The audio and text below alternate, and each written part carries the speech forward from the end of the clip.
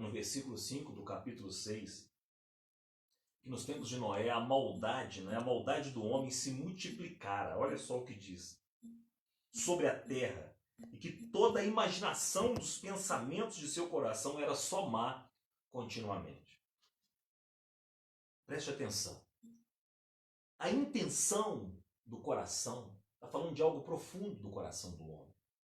Nessa época de Noé, era só maldade, era só pessoas maldosas, pessoas que só pensavam em si, se dar bem em cima dos outros e faziam somente aquilo que era o bem próprio. Era uma geração totalmente corrompida, corrupta e má.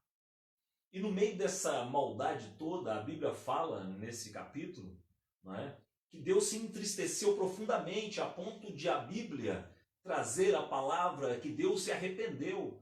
Para que a gente entenda um pouco sobre isso, né, que tem um outro texto que fala que Deus não é homem que se arrependa, nem filho do homem, né, para que volte atrás, para que se arrependa, que Deus é imutável no seu caráter. Mas essa expressão aqui, neste local da Bíblia, demonstra a profunda tristeza que Deus sentiu com toda a maldade que o homem tinha por ter se afastado dele. Preste atenção, irmão. Quando nós nos afastamos de Deus, quando as pessoas se afastam de Deus, elas ficam com o coração má, porque Deus é amor. Se nos afastamos da fonte do amor, o amor se esfria e a iniquidade se multiplica. Foi o que aconteceu com Noé. No final dos tempos também é um sinal de que o amor se esfriaria de quase todos por se multiplicar a iniquidade. Era assim nos tempos de Noé. E era tão corrupto porque tinha milhares e milhares de pessoas. E Deus encontrou Noé. Né? O ponto deste nosso estudo de hoje era exatamente para falar sobre a integridade de um homem em um mundo corrompido, em um mundo onde as pessoas não se interessavam por Deus, não se interessavam pela justiça. No mundo, irmãos, onde a sociedade afasta Deus. Ela vive pelo seu próprio coração, pela sua própria ideia, pelo seu próprio pensamento. E nós sabemos que o pensamento do homem é corrupto, é corruptível, porque ele se afastou de Deus por causa do pecado, porque ele seguiu o seu próprio caminho e o seu próprio entendimento. Mas Noé teve algumas qualidades que chamou a atenção de Deus, não é? No versículo 8, no versículo 7 ainda fala: disse o Senhor, destruirei de sobre a face da terra o homem que criei, desde o homem até o animal, até o réptil, até a ave do céu, porque me arrependo ou sinto imensa tristeza de tê-los criado. Versículo 8 faz uma diferença enorme. Noé, porém, achou graça aos olhos do Senhor. Noé achou graça aos olhos do Senhor. É um diferencial no meio de uma geração corrompida. E aí eu perguntei, e faço novamente essa pergunta, se você estava no Instagram, está no Face, ou se você está no Face comigo.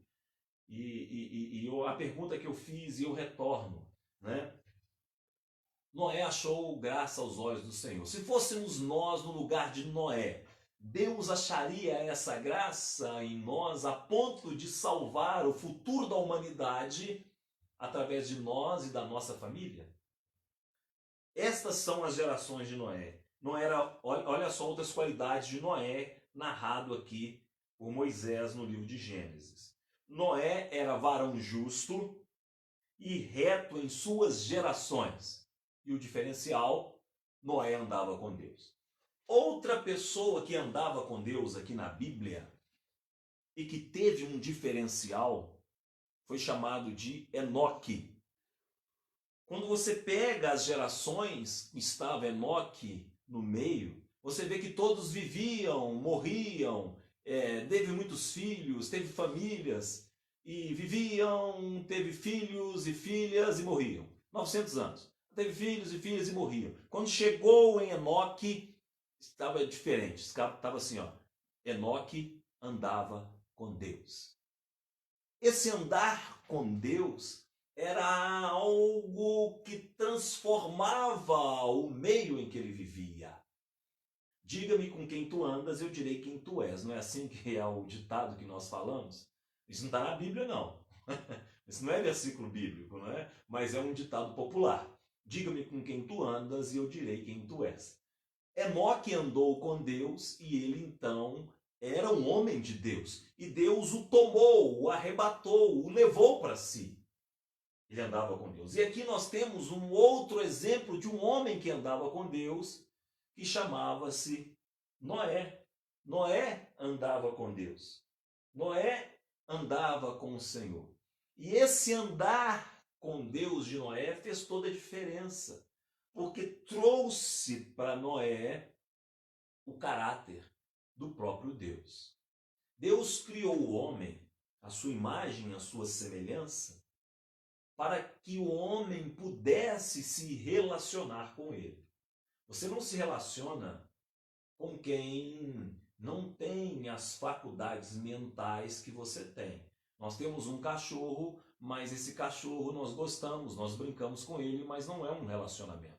Relacionamento é com seus filhos, com seus amigos, com as pessoas que pensam, que falam, que dialogam, que têm a mesma condição de percepção que você tem. E Deus nos criou com fatores que faz com que a gente compreenda a sua revelação através da pessoa de Jesus Cristo e através do sentido, dos 5 sentidos que ele colocou em nós e da compreensão e da inteligência e da sabedoria que ele mesmo nos dá. Deus se revela a nós de uma forma que a gente compreenda. Porque se Deus, a Bíblia mesmo fala que ninguém pode ver Deus como Deus é na sua totalidade, na sua expressão total, em tudo que ele é. Porque a nossa mente não alcança isso. Então ele traz a revelação dentro do padrão de conhecimento que nós temos. Esse padrão de conhecimento é então chamado de cognicidade de Deus, onde Deus é perceptível pelas nossas funções e faculdades, que faz com que possamos conhecê-lo em parte a ponto de podermos entender quem somos, como caímos, quem ele é e como podemos chegar até ele e andar junto com ele. Jesus falou, eu sou o caminho. Noé andava com Deus. Como Noé andava com Deus, a gente só anda no caminho. Se nós estamos no caminho que é Cristo, nós andamos com Deus. E aí muda a perspectiva da nossa vida com relação a tudo que existe. Porque quando nós percebemos a Deus dentro da razão que Ele nos dá de conhecê-lo, porque para conhecer a Deus temos que ter fé. Fé é uma ciência que vem de Deus. Por quê? Porque fé é conhecimento de Deus. Fé é algo que nós temos para poder conhecer o Senhor, porque ela vem pelo ouvir a sua palavra. E como diz Jó no capítulo 34, versículo 2 ou 3, eu creio que é o 3, ele diz assim, como o paladar prova a comida, os ouvidos provam as palavras. Então as palavras são degustadas. E esse deguste da palavra faz com que ela vá sendo digerida pelo nosso coração e transformada em fé. E aí nós conseguimos entender o propósito de Deus. Noé entendeu o propósito de Deus, senão ele não teria construído a arca. Não é verdade? Noé entendeu o propósito de Deus. Senão ele não teria se esforçado a ponto de ser até mesmo ridicularizado na sua geração. Imagina só uma geração mais corrompida e vendo um camarada construir um enorme barco, eles não estavam nem aí. A Bíblia fala como nos dias de Noé eles não estavam nem aí para aquilo que Noé estava fazendo. E quando perceberam, veio o dilúvio e já era tarde. As pessoas hoje em dia andam do mesmo jeito. Deus está avisando. O Senhor está mostrando. A misericórdia de Deus está vindo sobre a igreja está levando esta palavra, está revelando, está trazendo a iluminação dessa revelação que é a palavra, mas as pessoas não querem ouvir. E quando elas menos perceberem, a igreja se foi. Porque Deus vai julgar o mundo. Mas ele não julga o justo com o ímpio. Ele tira o justo e julga o ímpio. Foi assim com Noé, dentro da arca. Foi assim com Ló, quando Deus tirou de Sodoma e Gomorra. E nós falamos, né? Quando Abraão, no capítulo 18 de Gênesis, Abraão perguntou, Deus falou que ia destruir Sodoma e Gomorra. Uma cidade perversa, pervertida. Deus deu oportunidade, eles não se arrependeram. E Deus tirou de lá 4 pessoas. Ló, as 2 filhas de Ló e a mulher de Ló, que é aquela história que nós conhecemos, que ela olhou para trás e virou uma estátua de sal. Mas ela saiu de lá. No meio de milhares de pessoas, de 2 grandes cidades, não tinha ninguém que era justo. Não, Deus não achou 10 pessoas justas lá para que poupasse a cidade. Então Deus tirou o justo e destruiu a cidade. Assim será na vinda de Jesus. O arrebatamento é exatamente como a arca de Noé e como o anjo que retirou Ló da cidade de Sodoma e Gomorra. Deus retirando os seus filhos justos. Por que justos? Não justiça própria. Nós não temos condições disso. Não justiça nossa, mas a justiça que há em Cristo. O que Cristo fez por nós, lavados e remidos no sangue de Jesus. O Senhor Jesus, após a sua ressurreição, nos justificou diante do Pai. Ele levou a gente diante do Pai e falou, Pai, a partir de hoje ele é inocente. Isso é justificação. Deus nos tornou inocentes em Cristo, tá bom? Não é por nossas obras, não é por aquilo que a gente faz, mas por aquilo que Jesus fez, por aquilo que ele é. Essa justiça operou em nós, nos tornando pessoas justas, agradáveis a Deus em Jesus Cristo. Deus, então, retira esses justos da terra pelo arrebatamento e exerce o juízo sobre as pessoas que ficarem aqui, como nos dias de Noé. Quando perceberam, Noé já estava dentro da arca. Porque quando Noé entrou na arca, ele demorou 7 dias para que a chuva ou o dilúvio descesse. Assim foi nos dias de Noé, assim será na vinda do Filho do Homem. A questão é, nós estamos preparados para isso, irmãos? Porque se você está preparado, você fica tranquilo. Porque Jesus vem buscar você. Mas aquelas pessoas que não estão, nós devemos falar isso para elas. Falar de Jesus. Ah, mas elas não escutam. Quem se preocupa com isso é o Espírito Santo. Para que a palavra do Senhor vá até essas pessoas. Entenda, meu querido e amado irmão e irmã que me assiste neste momento. Deus quer fazer de você uma esperança para este mundo. Deus encontrou Noé, que era homem justo, temente a Deus e que andava com Deus. E no versículo 22 diz, assim fez Noé, conforme tudo que Deus lhe mandou.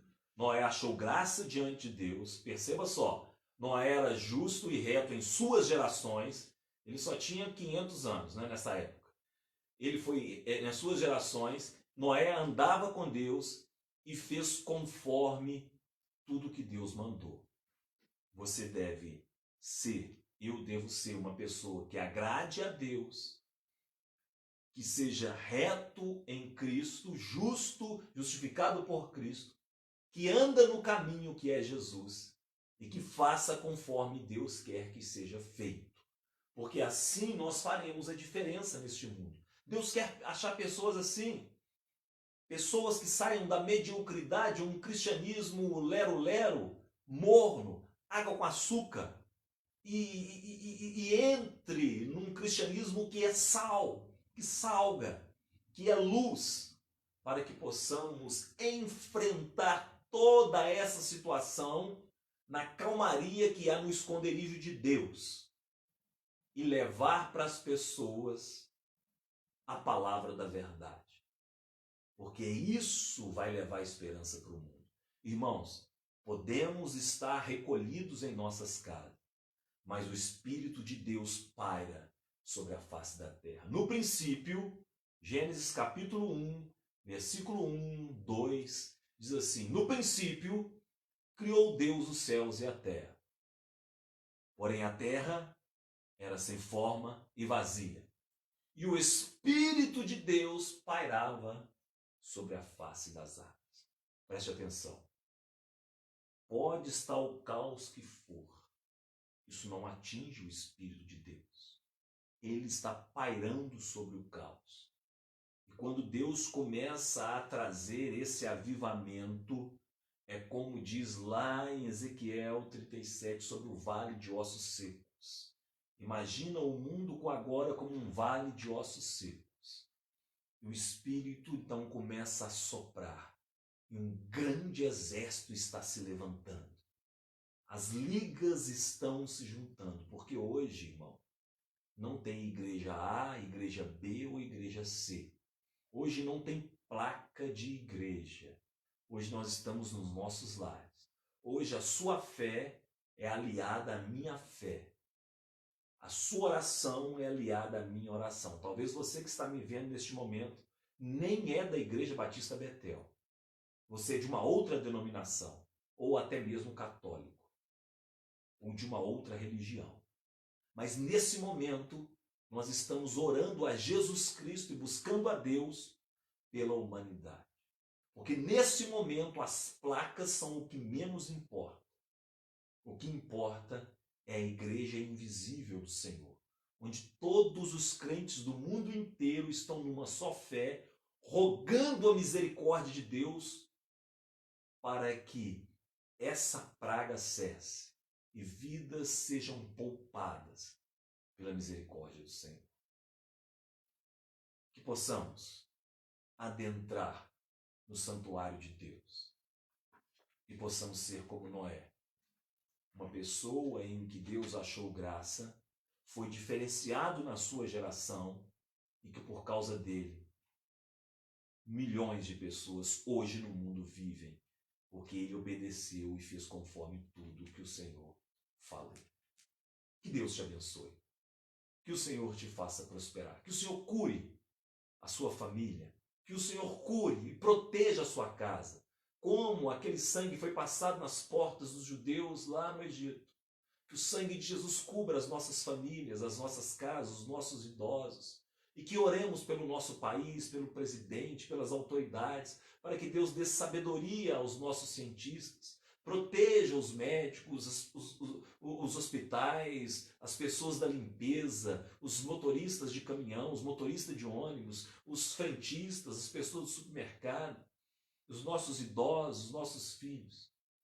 E que em nome de Jesus Deus faça cessar essa praga. E que se Jesus, irmãos, vier nos buscar, estejamos preparados. Porque a qualquer momento aí ele chega. Alguns sinais estão se cumprindo, outros virão, mas ele não tardará. Jesus virá nos buscar. Essa esperança ninguém tira da gente. Que Deus te abençoe. Vamos orar? Vamos orar. Eu te agradeço pela sua paciência. Te agradeço por estar comigo até este momento e que possamos orar e unir a nossa fé ao Senhor, porque se nós clamarmos, Ele nos ouvirá. Amém? Senhor Deus, em nome de Jesus, muito obrigado, Senhor, por este momento e por essa oportunidade de estarmos aqui, ó Deus, através da tecnologia, da internet, falando com nossos irmãos de todos os lugares, até mesmo de outros países, onde, ó Deus, rogamos ao Senhor neste momento. O Senhor repreenda este mal, repreenda esta praga, manda embora este mal, para que em nome de Jesus, ó Pai, o Senhor seja glorificado. Mas em meio a este caos, salve pessoas, aviva a tua obra. No meio dos anos, faze-a conhecida como clamou Abacuque. E que possamos ser pessoas diferentes e diferenciadas e vivermos a partir de então um cristianismo verdadeiro, para a honra, glória e louvor do nome santo de Jesus. Amém. Muito obrigado. Deus te abençoe e até o nosso próximo encontro. Em nome de Jesus.